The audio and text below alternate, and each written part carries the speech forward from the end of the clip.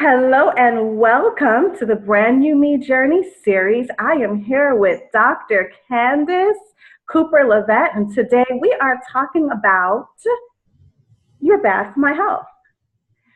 Before we get into it, let me tell you just a little bit about myself as your host in the Brand New Me Journey series. My name is Shante Thompson. I am a licensed mental health counselor.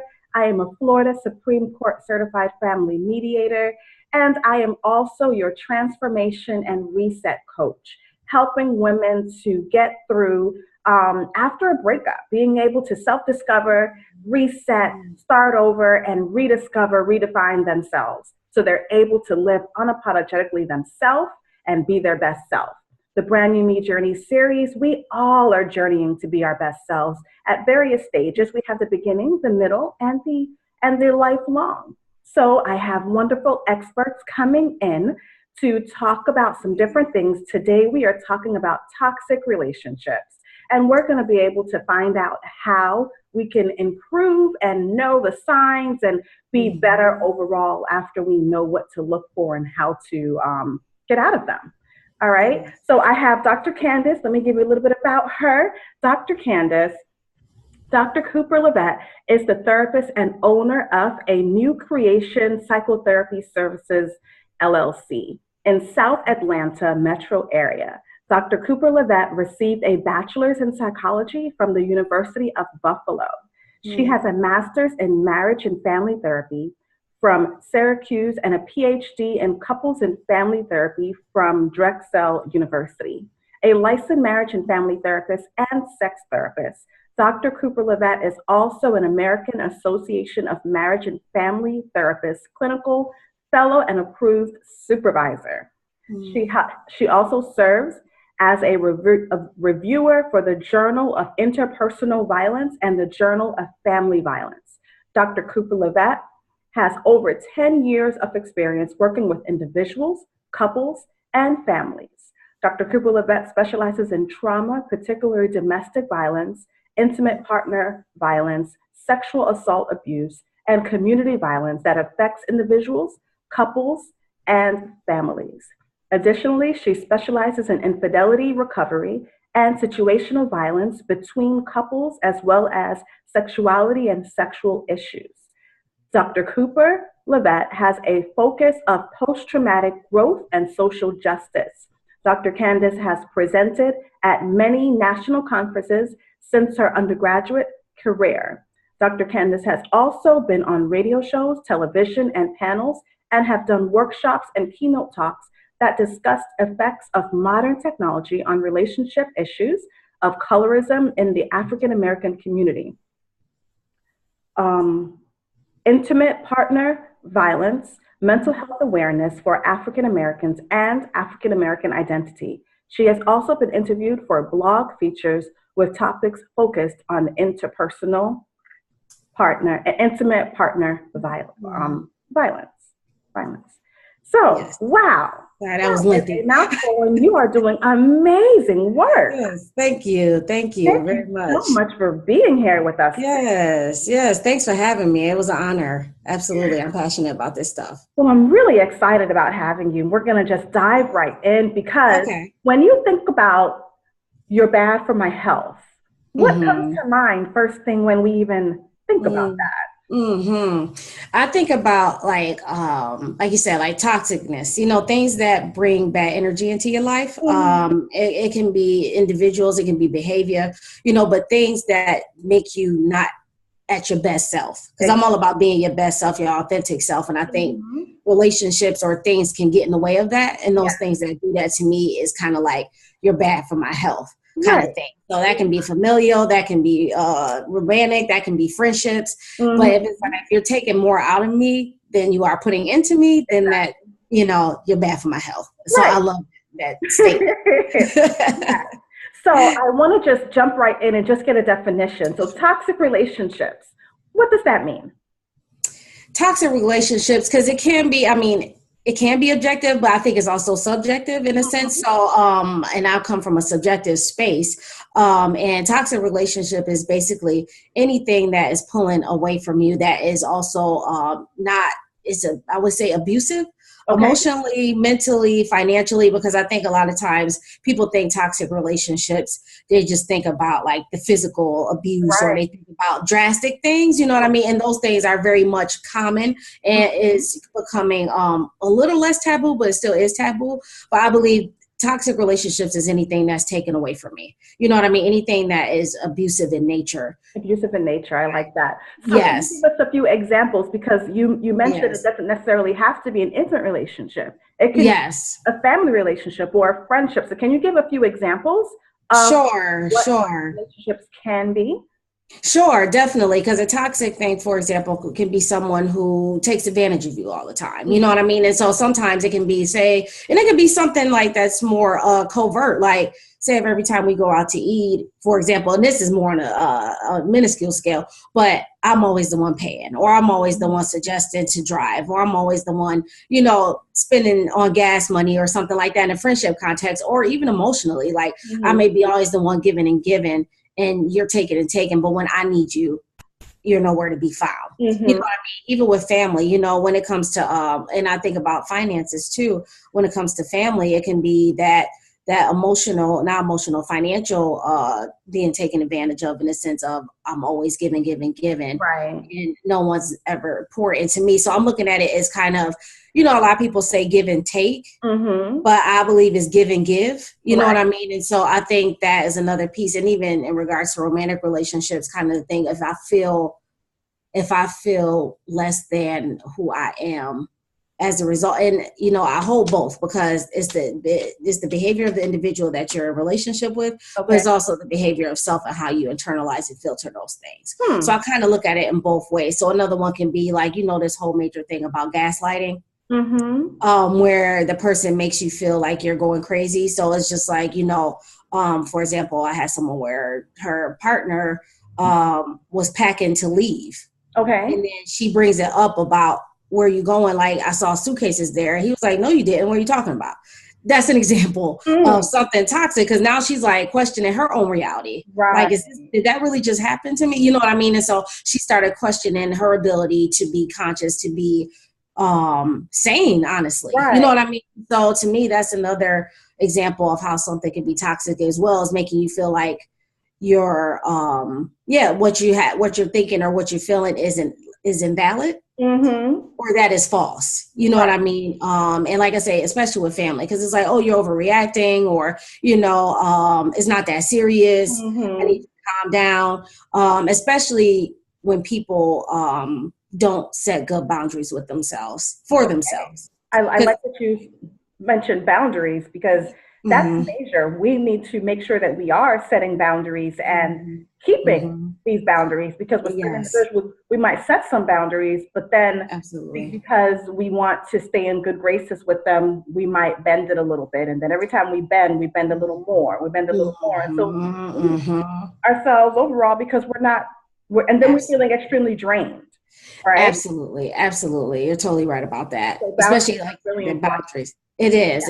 And it's this thing, because I'm always careful about how I language things, because I feel like, it's the accountability of the individual who's causing the toxicity in your life or the pain. And at the same time, it's kind of this concept of teaching people how to treat us. Right. So, kind of how we expect people to treat us is a reflection, or how we get treated is a reflection of how we expect people to treat us. And at the same time, holding the fact that, the person is accountable for treating you that way. But, it's kind of that whole common denominator factor. It's kind of like, if I keep finding myself in positions where I'm being, feeling like I'm in toxic relationships, being abused, being manipulated, whatever, after a while, I have to start looking at, okay, what is happening that within myself, that's these things keep coming my way. Okay. Is it too late to change the way people treat you? Absolutely not. But I think a big piece of it has to do with self. Okay. Self-love and self-worth. Self-love and self-worth. Absolutely. Because, I remember I had a client some years ago, and she told me I became different when I start loving myself. Mm. And she was saying, like, as a result of me loving myself, I realized I was putting up with a lot of crap in my marriage. Mm-hmm. So she ended up leaving him. So, right. But she didn't realize she was being treated poorly until she had actually started loving herself more. Right. You know, so to me, that's an important factor for sure. You know, it's a reflection.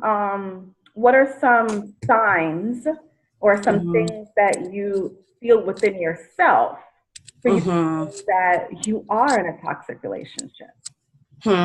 Some signs would be just kind of like, you know, a lot of times people are in denial. And they don't want to believe that they're in something. So, you know, if someone is constantly making you feel less than yourself, like so kind of feel like you're beating down on yourself, like you're not good enough. Like, so an example would be like, oh, like if you will only be like this, or if you will only dress like that, if you will only be nice like she was or like he was, if you will only, you know, treat me or like take me out more, or even when it comes to judgment of character, you know what I mean? It's like, oh, wow, you know, she's so smart. I wish you could be smart like that. You know, like things like that. Also like extreme, like jealousy, where it's just kind of like, I don't want you really, and this is in friendships too, because I've seen this, like they don't want you hanging out with nobody else and kind of feel some kind of way if they see you hanging out with someone and really feel like, oh, you so busy over here hanging out with everybody else, you don't got time for me, and you know, things like that. Kind of manipulative, you know, like to make you feel bad, the guilt trip. Right. Like, oh, wow, if you really love me, you would just, you know, you would do this or do that. But if it's going against what I believe in or my integrity, you know, to me, that's another example. It's just like, oh, well, you know, if you love me, you would, you know, take this shot. I'm being drastic. But, you know, I've seen those situations too. Like, you know, even with drug use, it's like, oh, if you really love me, if you really want to get to be a part of my world, then you need to do the things that I want to do. You know what I mean? And so that's another example as well. So it's just those things about what they want to do or how they are, or like I said, being manipulative and kind of taking advantage of you in that way. Because like I said, it doesn't necessarily have to be physical. You know what I mean? Or, you know, but even emotional, like name calling. But of course, it doesn't always start that way. It's just those little things of kind of possessive a little bit, kind of, like I said, manipulative, just testing you, just pushing your limits to see how far you'll go. And like I said, I do this both and thing where it's just kind of like, I get a notification about my battery died. Shoot. It's kind of like a thing where it's people will go as far as you allow, kind of like you said with the boundaries. Like that line, you know, we draw that initial line in the sand, but it'll slowly, you find yourself, that person is walking beyond that line and you know the point. I feel like most of us know where someone is crossing that boundary line, but an individual who is toxic will continue to push, you know what I mean? Just in little ways like, oh, you know, I need you to get me a sandwich from the store. This hypothetical is 1 a.m. Now, that will be a determining factor in how far they go. Just if you do it like, oh, let me go. And I've seen those situations too. Oh, I'll drive in the middle of the night to get him a sandwich. Why can't he go out and get you a sandwich? You know what I mean? And so it's just kind of like some of those little tiny things. It's like planting seeds in a sense. You know, of where things will end up at or how things will go. I'm sorry. Let me, I'm going to plug this in. I'm so sorry. Okay, go ahead. I don't want to die on you. Definitely don't want that. So as you do that, let me give an example of something that I went through. And it really was just a friendship. And within this friendship, I just felt like every single time when I spoke to this individual, I felt drained. I felt like all they spoke about were their problems or all of the horrible thing that's happening in life. And I'm there probably consoling or giving advice or helping them through. But anytime I got off the phone with them, my whole being just felt like I had absolutely no energy. Right? Absolutely. So might that be a toxic relationship, even though they're not purposely doing anything to hurt me? Yeah, and it can be, you know, and it makes you feel kind of bad, but at the same time, it's draining you, you know. And I remember I had a young lady where she had that kind of friendship, and they've been best friends since like 9th grade. It's been about 15, 20-year relationship, friendship. But she was saying like, you know, basically she a Debbie Downer, her friend. And she was like, I feel so bad for her. Like, but she was like, every conversation is so draining, you know? And she was like, and I'm happy in my life, you know, but she don't want to feel like, oh, sorry to hear that, but I'm happy, you know? But a suggestion that was made was basically, why don't you lead the conversation, you know, and make it more lighter. But those can be very much toxic. Like you said, it's not intentional, but it's kind of like, okay, honey, like, at what point what are we going to do about this? Because, you know, and it's coming from a place of love and care. And it's like, this is draining for me. And I feel like I can't, you know, really be effective in this relationship because every interaction, not everyone, not to make a blanket statement, but the majority of the interactions that we have is draining me. And, you know, and then sometimes I believe in energy all day. Sometimes people's negative energy kind of jumps on you. Even you could be having a good day, but, you know, sometimes, like you said, it's kind of like if they're coming with some negative stuff, you know, oftentimes in conversation, it can be very draining. And so it's kind of setting boundaries with that too, you know, and it's having a balance because, like I said, you want to be like, oh, girl, I'm hanging up on you. I don't want to hear this. But it's like, okay, you know, I have to set a boundary. I'm not trying to be, you know, harsh or unloving, but I have to set a boundary for myself and I'm an advocate for self-care. Right. So it's like you get in the way of my self-care and I can't allow that continuously, you know? So it's ultimately it's still resting that I have to set boundaries for myself because, you know, no one can do it better than you can. That makes absolute sense. Right? Because then now you're going to hold yourself accountable to not entertain things that's going to use that positive energy from yourself. So I love that you mentioned having a talk with your friends, having a talk with these individuals in your life that are bringing you down in some type of way or that are having behaviors that feel toxic or that are toxic, because then at least you call it out, you have a conversation about it, you come up with ways to improve, and then if it doesn't improve, then you can remove yourself altogether. So I love that communication piece, calling it out, addressing it, and finding ways through it. Absolutely. And transparency is so important. I believe in transparency in relationship. And to me, that increases emotional intimacy. Right. And having those things. And in my mind, I guess in my fantasy world, I would hope that would be something that friend would appreciate later. Maybe not in the moment, but maybe later, just to this shows that how much you respect the relationship enough to share that, as opposed to sitting in it and keep taking it. And then eventually, for some people, they may explode. Right. I mean, it's really definitely don't want that. Absolutely. Okay. Really good stuff. Yeah, definitely. So what would be a major difference between before I even ask that question, you mentioned manipulation. Yes. A relationship. And that word gets tricky sometimes where people don't really understand what manipulation is or what it looks like. So can you define manipulation and can you give some examples of what that looks like? Let's say like in an actual relationship, an intimate relationship, what that might look like. Yeah, definitely. So in a romantic relationship, manipulation can look like, you know, something for that individual's personal gain, but it puts you at a disadvantage. That's how I look at it, you know, and so it's for their own satisfaction. And a lot of times, you know, I use the basic term of somebody trying to get a rise out of you, you know, and, you know, in those relationship contexts, it's about power. To show like how much power do I actually have in this individual's life, you know? And so, you know, people be like, for example, somebody, you know, they get mad and they like, oh, I'm about to do me. I'm about to go out. I'm gonna do this, that. Now, are you really about to do that? Or are you just saying that to get a reaction out of the person with to see how much they actually care? Right. You know what I mean? Or see how much pull you have on them. You know what I mean? Or it's just kind of like I said, the whole "if you love me" clause.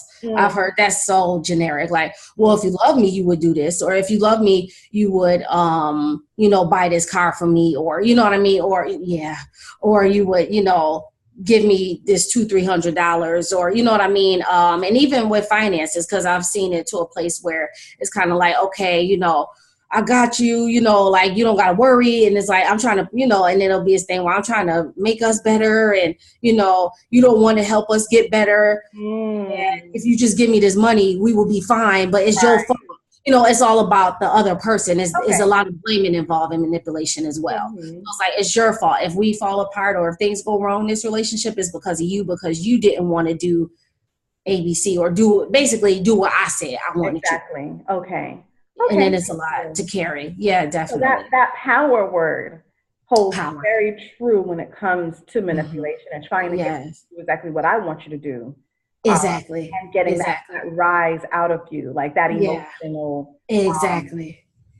okay. Yeah, Okay. yeah, because it's kind of like the thing. Well, I mean, it's kind of the same concept, but it's different words. It's basically like, he who angers you controls you. That whole thing. So Mm-hmm. I think it's the part of that piece. Like, oh, let me see if I push these buttons, what kind of response? Because you know, it's when people don't really have a response to something, the person doesn't do it anymore. But Right. if you're doing a particular behavior, it's because you want a particular response, and when you keep getting it, you're going to keep doing that particular Exactly. behavior, especially if it's to work in your favor, and Right. you're coming from a manipulative space where you want to have favor or power in that relationship, you know. And I feel like every relationship, there is a power differential, but it just depends, because in those one where it's toxic or manipulative, the person who's in power is typically the more manipulative one, the more toxic one, Mm-hmm. you Okay. know. Mm-hmm. Okay, that makes sense. So, what Mm-hmm. is a major difference between a healthy relationship and a toxic relationship? Like, how Mm-hmm. can someone that feels like they're on the verge of, I'm not really sure if I'm in a healthy relationship or if I'm in a toxic relationship. What are some Mm-hmm. things that they can look for, Mm-hmm. to know that they're in something that's healthy, or to know that, okay, I probably need to keep an eyebrow up, some red flags Mm-hmm. need to be taken with Absolutely. Yeah. I feel like healthy relationships have a lot of course, to me, communication is like number one. that. Mm-hmm. Communication, and transparency and honesty. Yes. Because to me, transparency is different than honesty. Transparency is like, you can see right through me like a glass. You Okay. know, honest, I can be honest, but you may not know what's going on inside my mind. You know, so those types of things are very important in healthy relationships. Even brutal honesty, but it's Mm-hmm. coming from a place of love and care. Exactly. I feel like I can be myself 100% in a Mm-hmm. healthy relationship, unapologetically. That Yeah. that we love each other with who, you know, as who we are. Mm-hmm. That there's no comparisons. You know what I mean? But you just accept me for who I am completely. You Right. know, and we also have amazing, you know, intimacy, and intimacy is not just sex. You know what I mean? But I think about the emotional connection. You Mm-hmm. know, being able to be vulnerable with one another, and that goes in hand with the transparency piece. That the person makes me feel like my best self Mm-hmm. being with them. Like, you know, I don't believe in the clause of someone completes me. I Right. believe in the clause of you add to my life. Yeah.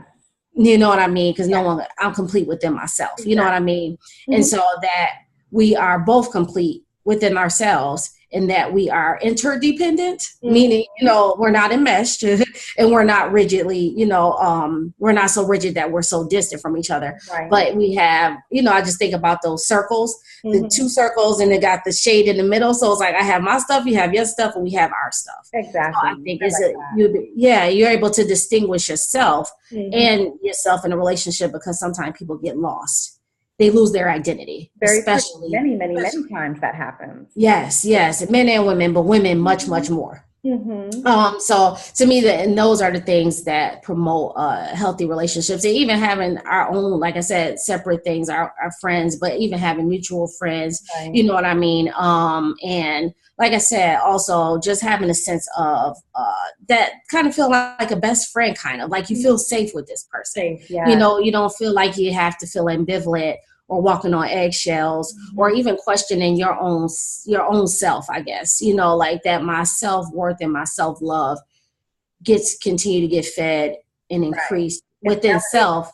within Yeah, the relationship. exactly. I'm inspired, you know, Mm-hmm. which to me is much different than being in something toxic, because it's Right. kind of on the opposite end. And even with happiness, because I always say that happiness is not the responsibility of your partner. Right. That's your responsibility. And I feel like I always say it's the greatest gift you can give your partner is your own happiness. So Mm-hmm. that's in a healthy place. That's a healthy relationship too. Cool.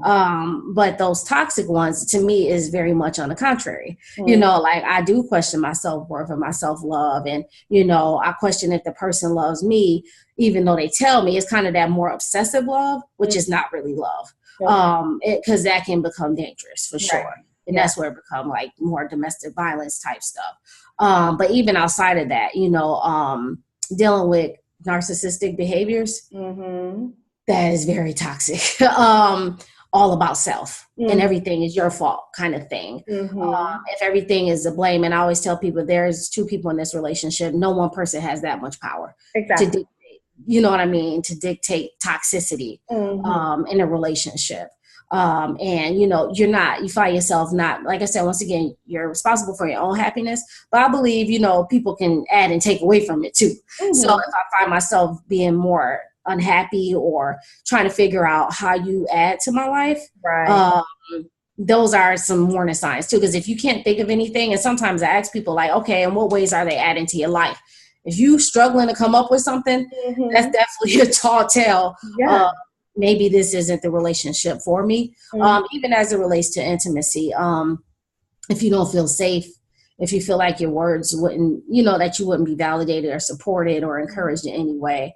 And even sexually, especially for women, we're very much emotional for the most part. I have met those individuals who is fine regardless, but in regards to even being open in intimacy, it's a difference, and I've had women tell me like, I just look at the clock and wait for it to be over with, and I'm sure the person can tell, and so, but when you have passion and you're into it and you're present focused and you're lost in the emotion and in the experience, that's a completely different story. So I think that's another thing too. If you feel withdrawn or disconnected emotionally, that's another tall tale too, that you're probably not in a healthy relationship. But it's also distinguishing what's yours and what's the relationship. Because, some individuals may have a hard time opening up in general, even if their partner is displaying healthy behaviors. And that's another story too, because then it's like, okay, how do I work within myself to kind of move beyond this? But when it's someone who's kind of promoting that, it's definitely a red flag to say, hey, even if it questions my own value and self-worth, a person I'm with should never make me feel like I'm less than or make me question my value. Exactly. Yeah. Okay, that's an excellent explanation. What you said, I want to give our viewers a quick challenge. I'd like to challenge you to jot down, how is the individual that you are in an intimate relationship with adding to your life? And start to think about that with your close friendships. And then how are you adding to their life? Because many of us are quick to take. Let's make sure that we're giving as well. Absolutely. That's a great task. Explanation of healthy and unhealthy relationships or toxic relationships, because we have to be careful that we are able to notice what a toxic relationship really looks like. And then many of us, or I've counseled many individuals that don't even know what are the characteristics of a healthy relationship. That's very true. So they only know what they've seen or what they've been in, and then they deem that the best there is until they're able to get educated on what a healthy relationship truly is. So absolutely beautiful. Yes, you're welcome. Yes, thank you for sure. And I think you make a great point about them only knowing what they've seen. And I always tell parents, like, you offer the blueprint for how your children will do relationships. Even if you tell them, oh, don't do this, don't do that, but you're doing the thing you're saying not to do, they're going to pick up on what you're doing. And a lot of people don't know what it looks like, even with something like quality time. It's like, oh, this is what it looks like. But everyone, and I know it's subjective too, but sometimes people don't even know what that looks like. They think, oh, I got to do all this stuff. And, it's just like, no, I just need you to sit here and talk to me. That's quality time. So sometimes people don't know that. Very true. Yeah, definitely. So I think those things are very helpful. Just be hyper vigilant and aware of who you're with. Yeah, definitely. Now, toxic relationships, it affects us physically, emotionally, and mentally. Yes. Yes. So how does one know or realize, or what does it look like when, because I know it's easy, I want to say it's easy, I could be wrong, for us to recognize a physically toxic relationship. Yeah, definitely. Right? And then, but when it comes to mental and even emotional, it's harder to really recognize it. It is. So I know from all of the education you just gave us, this might kind of go into that as well, but are there any tips you can give us for us to quickly recognize or more easily recognize emotional or mentally toxic interactions? Absolutely. First of all, him below the belt type stuff, like, oh, that's why, I think I remember this was some years ago. The woman told him, oh, that's why your mother died. Like stuff like that. Like that's not, that's toxic. That's very toxic. Yeah. Name calling, in arguments particularly, you know what I mean? Or even in general, you know what I mean? Even making you feel, like I said, making comments and making you feel less than. I know a lot of clients that I had where they would compare more upward comparisons, like, like it'll be someone walking by like, wow, why can't you have that shape? You know what I mean? Or why can't you work out and look like this or that? But things, basically anything, and everyone is different, but anything that feels like it puts you down and makes you feel less than. Okay. Because I remember I had someone, she was in, from my vantage point, it seemed like she was in now. And it was like, oh, I'm not being abused. I'm not being, because she was so focused on the physical part. But she's like, he just called me names and, and it makes me feel stupid and I feel bad. I said, well, that's abuse too, but she said all the time, they call her idiot. He called her stupid. She not worth nothing. Those types of comments are extremely abusive, because now it's starting to play on my psyche and my own self-worth. And even to a point where some individuals felt like they deserved it. Like, well, that was a stupid thing I did. Or maybe if I just would have did this more, maybe he wouldn't have got mad and called me an idiot. So those types of things where you start to blame yourself for something that the other person did to hurt you. Right. Because that's definitely a tall tale as well. And also, making you feel worthless and valueless through your words. And like I said, that gaslighting is a real thing too. Because I've had some clients that I serviced that was seriously mentally traumatized. Because they literally felt, one woman felt like she wanted to check herself in to the hospital for inpatient because she thought she was going crazy, because she was like, I would see things and he's telling me it's not there, and so it just behaviors, or he was, because to me, continuous infidelity is also toxic and abusive.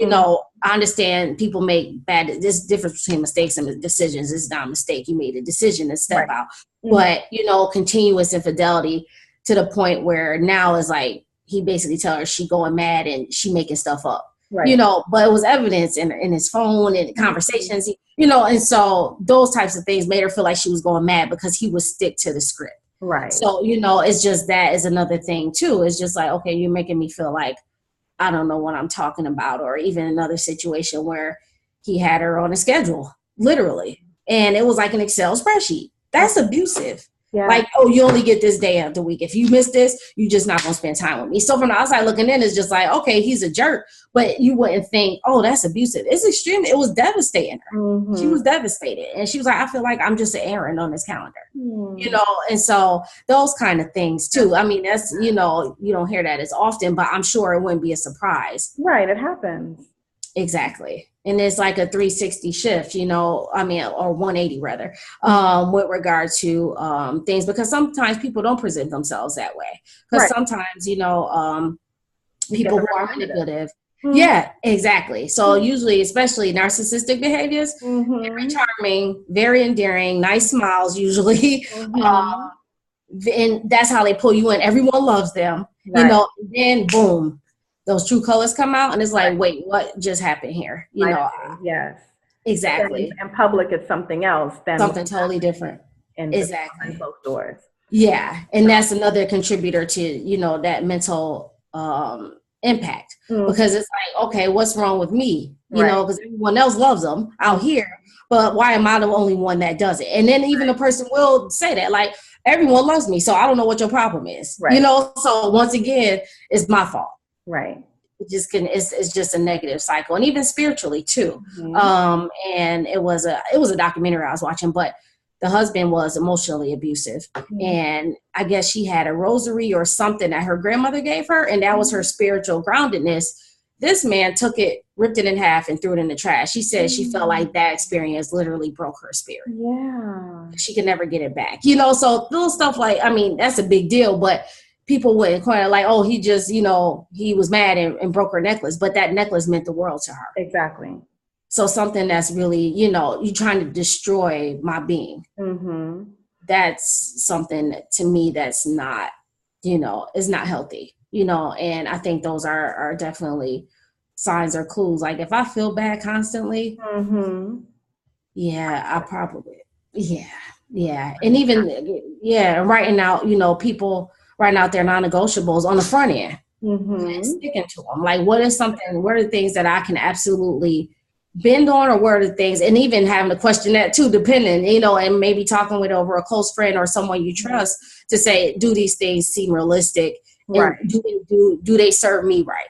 Because I don't want to writing them down, you can go back to them. So when you're in certain things, you can have a reminder of absolutely what were your non-negotiables and what exactly. Yeah, and is it serving me right? Mm-hmm. Because you leaving a dish rag in the sink is way different than it's okay if you hit me here and there. Like I said, I'm talking on extremes, but everyone is different. And I remember someone sharing like, infidelity wouldn't be an issue for me. It would suck, but she was like, but if you don't work, I will leave you if you don't work. So it's just like everyone's own is different based on their upbringing, their expectations for themselves, their self-worth, all of that plays a role. So, absolutely. Okay, so when an individual is in something toxic, they're listening to this, they're realizing that, all right, I need to get out.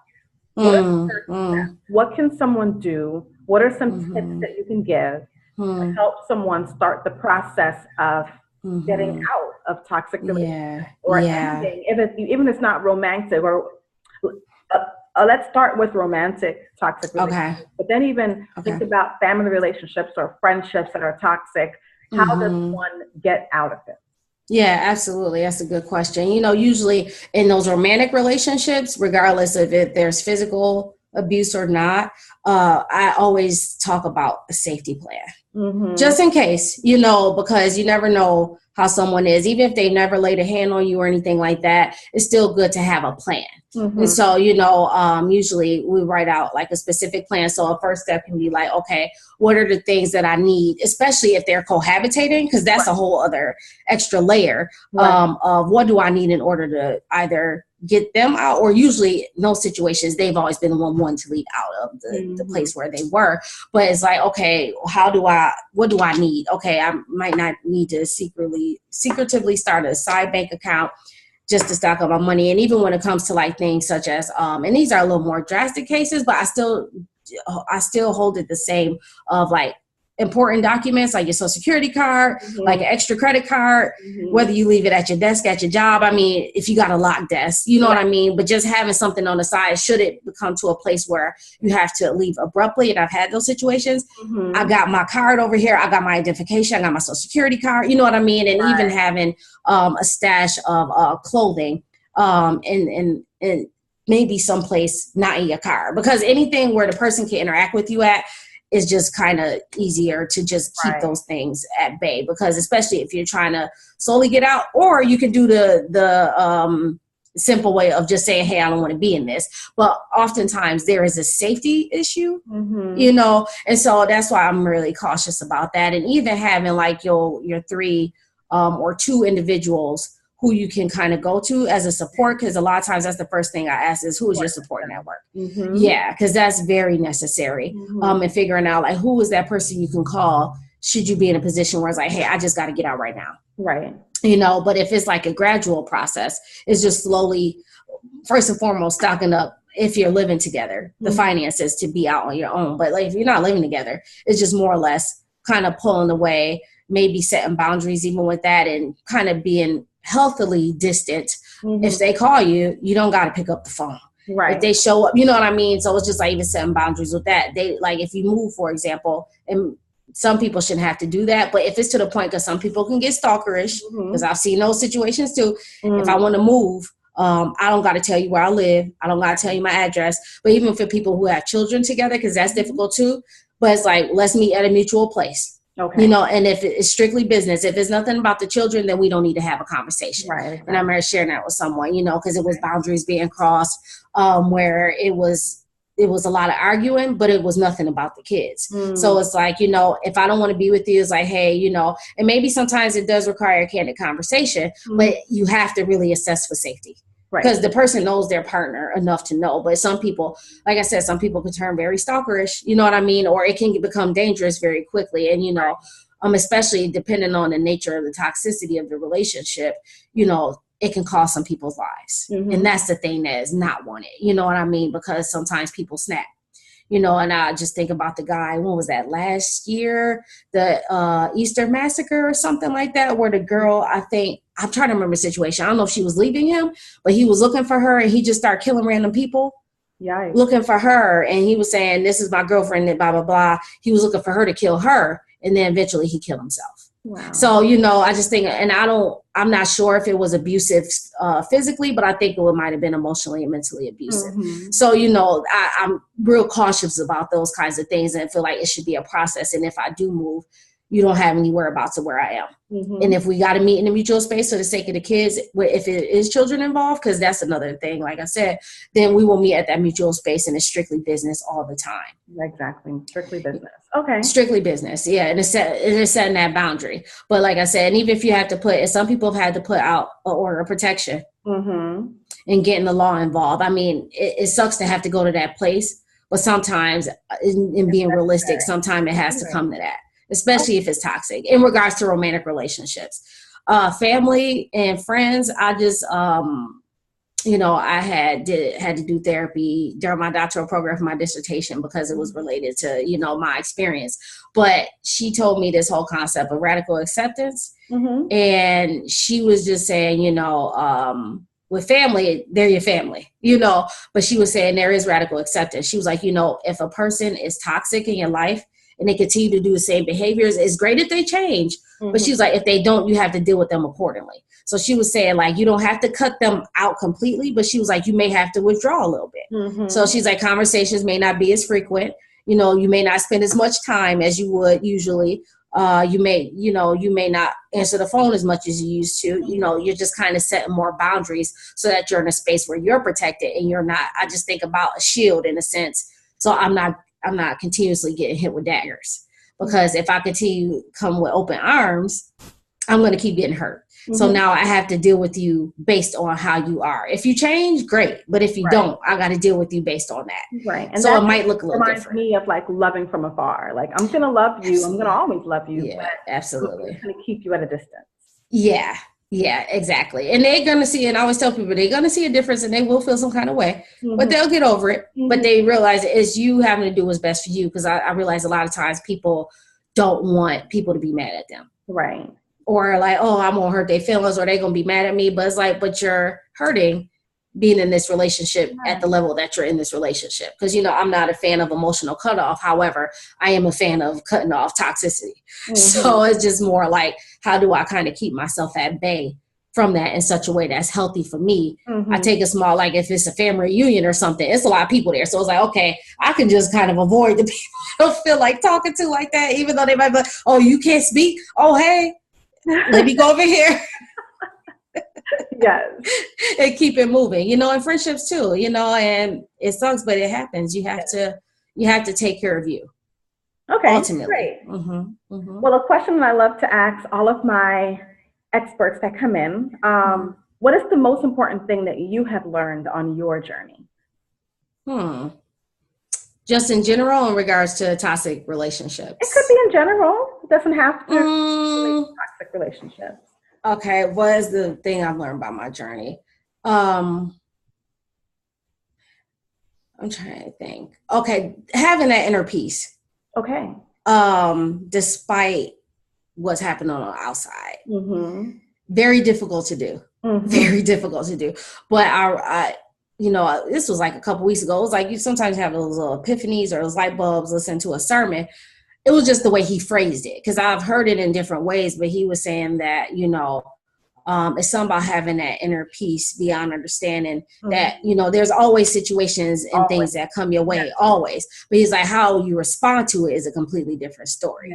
You know what I mean? And so he was saying, like, when you have that inner peace, though these things on the outside are all over the place, you're still okay. Mm-hmm. You're still okay within self. You're still okay within your life. You know what I mean? And then you live in authentically, because I believe in authenticity and genuineness. Mm-hmm. So I feel like when you have those things, I feel like things can be a little less difficult. But sometimes it's a struggle. It is, because it's easier said than done. Right. Yeah, but those are some of the things, you know. When you're so focused on keeping that, even when things come in to try and get you off balance, you have that foundation that you need that inner peace, and you strive for that, that you're able to kind of push things off quicker. Exactly. And keep that peace for longer periods of time. Absolutely. So, and really advocating for yourself and self-care wise. If you feel like you can't find it, then you figure out a way to find it. It's like, okay, whether it's like I need to get away, or whether I need to just, you know, go to the spa, you know, things to kind of become a catalyst for initiating that piece. Good stuff. All right. Dr. Candice, how can the listeners find you? Okay. Yes, they can find me on Instagram as Dr. Cooper-Lovett. And follow New Creation. It's a New Creation PSY. Also on Facebook, both the same pages because they're tied to the Instagram accounts, and the website is a New Creation psychotherapy.com. Okay, wonderful. Yes. Thank you so much. Yes, thank you. So it was awesome having you. I am super excited that we are positively impacting the world through helping individuals take note that individuals are bad for their health. And they have different ways that they can move from it and live authentically, live their best lives, and doing what's best for themselves. So again, this is Brand New Me Journey. We had Dr. Candice on today talking about You're Bad for My Health. And we are going to continue moving forward on our journey to live our best lives and grow from everything that we experience to actually help others and help ourselves. All righty. Thank you again for coming. Yes. Thank you for having me. Bye.